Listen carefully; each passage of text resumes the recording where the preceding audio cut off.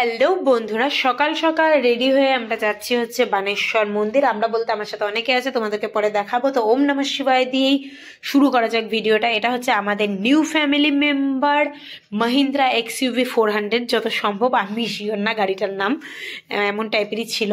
তো পুচুদা হচ্ছে হালকা মোছামুছি করছে, কারণ গাড়ি কিনছে আমাদের তাও মোটামুটি হলো 1 মাস হবে হয়তোবা।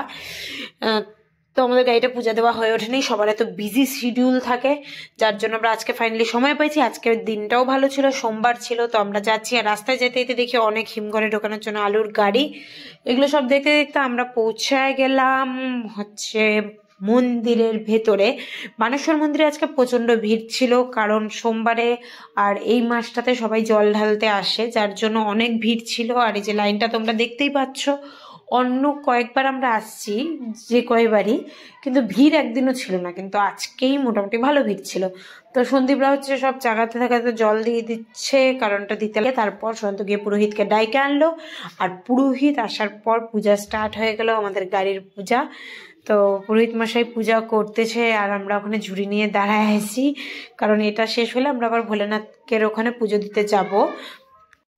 এই লাল শালুকটা হচ্ছে গাড়িতে বাঁধা হবে। এটা প্রত্যেকবারই যখন পূজা দিতে এসে গাড়িতে দেখি যে সব গাড়ির মধ্যে এই শালুকটা বাঁধে। তারপর ও দাঁড়ায় এসে ধূপকাঠি হাতে নিয়ে এখন হচ্ছে পুজো করবে। তারপর নারকেল ফাটানোর সময় আমি গেছিলাম হচ্ছে ধূপকাঠিটা সে গাড়তে, যাওয়ার জন্য আমি আর ওইটা তোমাদেরকে দেখাইতেই পারিনি গা। ওইটা আমার সেই ভালো লাগে, এসে দেখি ওটা কমপ্লিট হয়ে গেছে গা। তো ওগুলো তোমরা সন্দীপের ব্লগে দেখতেই পারবা, সন্দীপ এখানে ব্লগ করতে ব্যস্ত ছিল। এই সিচুয়েশনটা সেই ছিল, পুরোহিত বলছে 3বার হরেন বাজায় গাড়িটাকে আগাইতে, আর এই দিদা চলে আসে মাঝখানে, আর আমরা চিল্লাচ্ছি যে দিদা সরো সরো সরো। দিদা তো শোনেই না, দিদা অবাক। তারপর আমাদের ফাইনালি ভোলেনাথের ওখানে পুজো দেওয়া কমপ্লিট, তোমরা দেখেই বুঝতে পারছো। আর সিভিক দাদারা অনেক গল্প করতেছিল, খুব ভালো ছিল ওরা। আর এই যে এখন পুরোহিত মশাইরা আমাদেরকে দিছে প্রসাদ, এখন আমরা অন্ন প্রসাদ খাবো। খিদাও পাইছিল সারাদিন সবাই না খাওয়া, কিন্তু এতগুলাতে এইগুলো খাইতে পাবো এটা তো অসম্ভব ব্যাপার।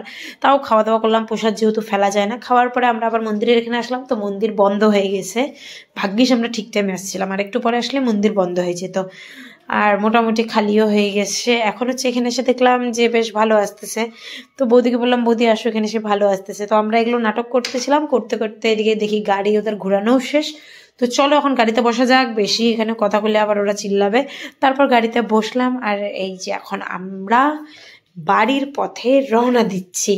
তো ওই যে সন্দীপ এদিকে হচ্ছে গাড়ি বলছে চলো চলো আগাও আগাও, আসবে আসবে।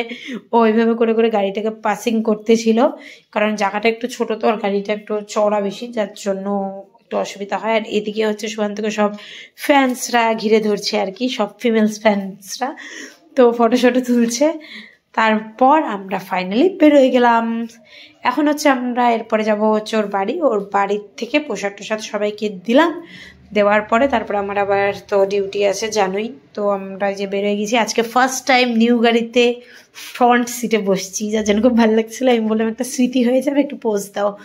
তো পোজ দিল। তো চলো টাটা, আবার নেক্সট ব্লগে অনেক কথা হবে। টাটা, কেমন লাগলো?